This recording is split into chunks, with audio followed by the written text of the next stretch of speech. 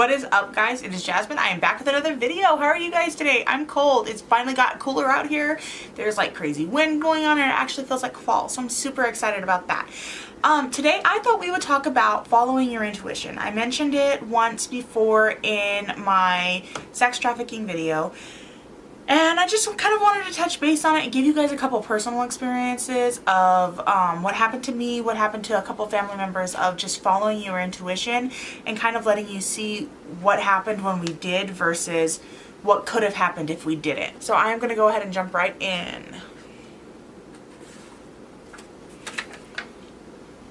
Okay, the first one I can think of, I was probably in first grade and I went to the library on my lunch break to go look for books, and there was this one book and I kept looking at it, but my intuition told me just don't pick it up. And every time I walked by I just saw it and I wanted it. And so finally I went against my intuition. I pick it up and a giant black widow just falls down on my leg and starts crawling at my shirt, and I screamed and I hit it with the book and it died. But it's just interesting how for some reason something in me told me, don't open the book. But I did. So the second one was really interesting. I was living at my house in Hemet, at my dad's house. And I remember I had woken up in the middle of the night and there was a huge storm going on. There was thunder, and I love storms. I love the rain. I love to just like listen to a huge storm with the rumbles of the thunder and the lightning. Oh, it makes me so happy. So I woke up to the sound of the thunder and I was like, oh yeah, I'm staying up for this.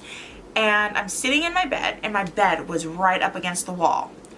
And I'm sitting there and I'm looking out the window watching the rain, and I suddenly got the feeling to go to my sister's room. And I was like, I want to watch it. And I was afraid that if I walked from my room to my sister's room, that I was going to miss something. And then all of a sudden, without me even thinking about it, I just got up and walked to my sister's room. So I walk into my sister's room. I sit down on her bed. She's obviously awake. And I'm like, this is crazy, huh? And she goes, yeah. And all of a sudden, the loudest boom happened. And the whole house filled up with light. And it was so loud that me and my sister went completely deaf. We could not hear each other for probably a good 3 minutes. And then our hearing started to kind of slowly come back. But we legitimately could not hear at all. It was the quietest I have ever experienced anything. And I was like, whoa, that's crazy. I end up going back into my room after everything. I fall asleep once we calm down. And I wake up in the morning. And the storm has passed. And I go into my front yard and I realize that lightning had hit our tree right in our front yard. Now this is the scary part. We're ghetto. And this was a summer storm. And we still had our Christmas lights on because we're ghetto. So the lightning hit the tree and you could see the jagged line in the dirt of where the lightning came out. And then you see that it hit my Christmas lights that are right by my room and flowed into the living room. And you could see the whole line of the Christmas lights just busted and burned and split open. And then I look at my fish tank, and it had stopped in my fish tank, and all my little fishies were totally fried and just floating on the top of the water. So they were electrocuted to death, and that broke my heart. But it makes me wonder what would have happened if I didn't go to my sister's room, because all of the Christmas lights were plugged into my bedroom, right there where my bed is. And that one always kind of freaks me out. I don't want to know what would have happened. Another time talking about electricity, I was walking to one of my friend's houses, I think. I don't know. Same street, same house. Walking down the street, and I'm walking underneath a tree, and something tells me, don't walk under this tree. Just don't do it. So I move, lightning hits the tree, and a branch just falls right in front of me. And I just stood there going, I think something's trying to kill me. I've survived almost being struck by lightning twice. I should be playing the lottery. And I literally was paranoid. I'm like, God is trying to smite me. Something is going, what are the chances of being that close to lightning twice? Like, seriously, what are those odds? Like, I seriously felt like something was trying to kill me. The next one I wanted to talk about was, there was this, okay, I remember I was really, really, really young here. I think I had to have been like maybe 4. And as I mentioned before, my parents were on drugs. So they probably didn't have the best thought process on the people that they brought us around. But they brought us over to this guy's house a couple times, and I never got a good vibe from him. My stomach got sick every time I was around him. He just made me feel icky. And my parents were always like, oh, he's so nice, just stay here, hang out with him. And I'm like, no. And looking back, like, I don't know, I would never leave my boys with some man I barely knew. Hell no. But anyways, that's not the point. It was the early 90s. That could be why. So I just remember, like, he would just give me the creeps.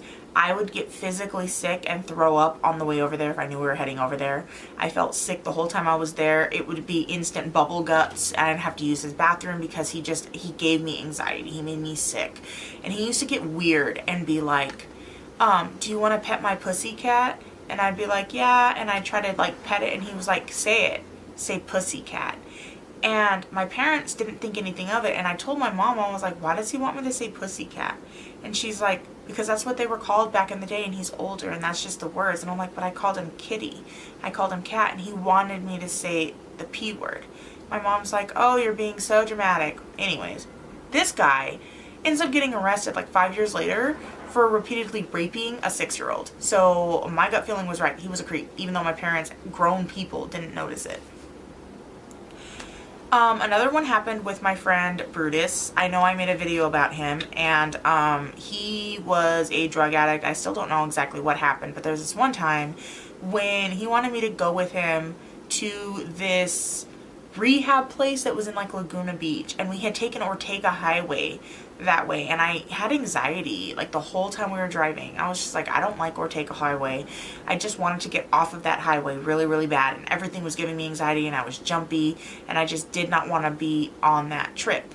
So we go, he explores the rehab, does all that, whatever, and I remember I turned into kind of, I wouldn't say a bitch, but I was very adamant that someone print me out directions to get home other than Ortega Highway. And they all thought that I was crazy.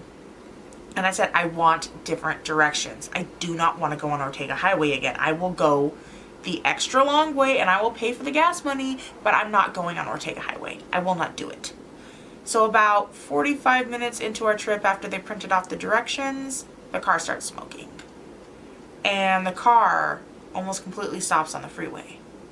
And so we pull over, and he had 2 blown head gaskets. So what scares me about that, and what makes me think that I'm good for following my intuition, is if we were to do that on Ortega Highway, it would have been pitch dark and there was not a lot of turn-off places, and cars go really, really fast up and down that mountain. So if we had to pull over, we very well could have been hit. Also, there was tons of signs of like bears and mountain lions that were kind of throughout the Ortega Highway. So it really made me think that I think it would have ended badly if we had been broken down on that highway.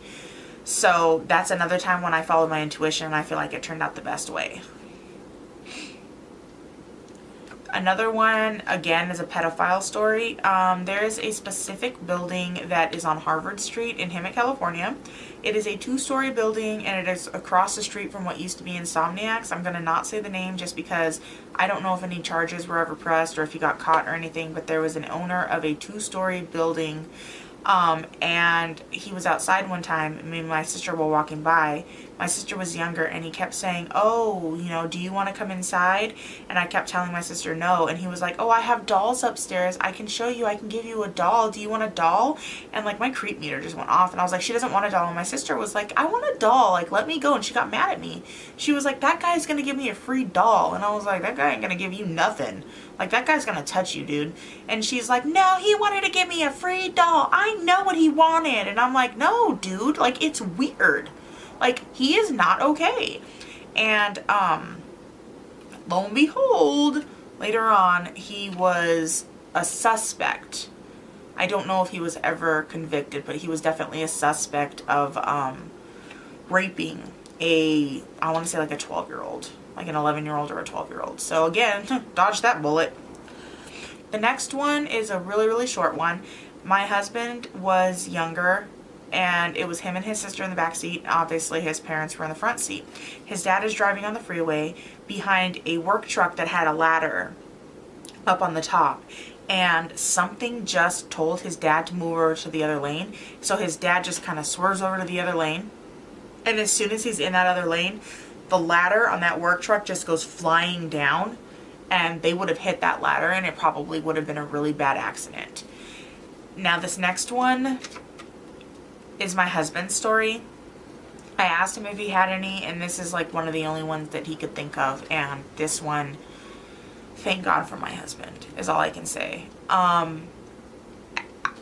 to get into too much detail, but my boys were born at 34 weeks. I have a set of twins. And they were in the NICU for a week. We brought them out. What is that flying in front of my window? What is that? So many weird things happen.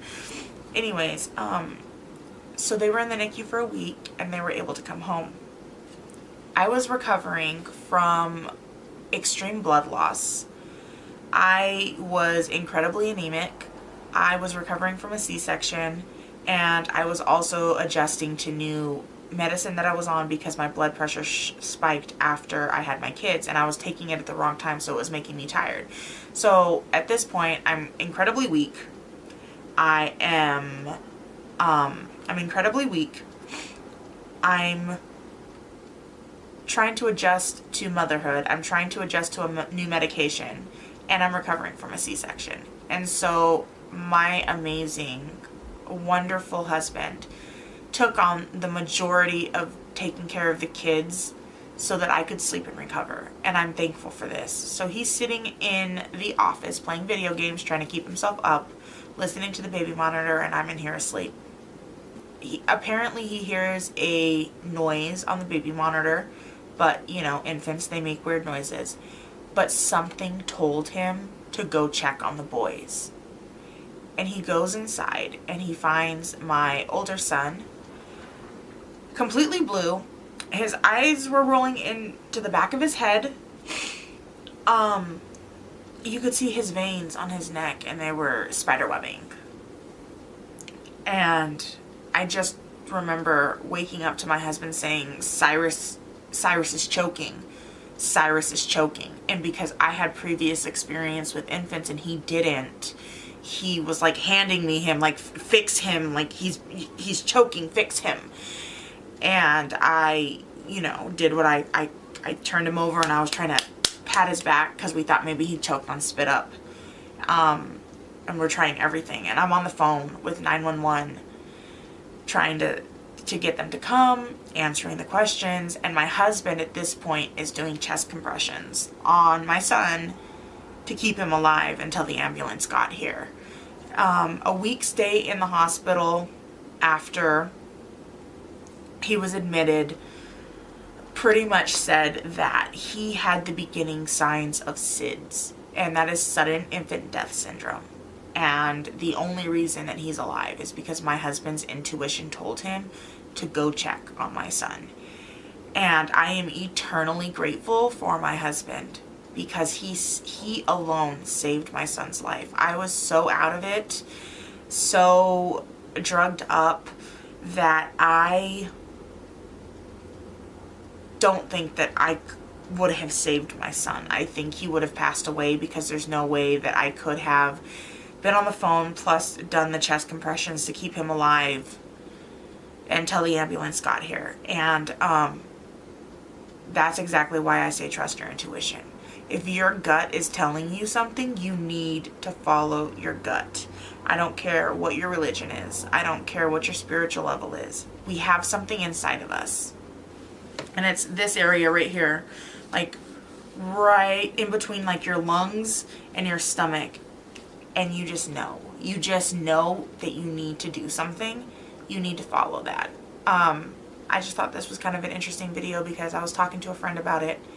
And we had mentioned following our gut instincts and, you know, some of the reasons of why I believe in it. So I hope you guys enjoyed this video. If you did, go ahead and give it a like, subscribe, and I'll see you in the next one. Bye!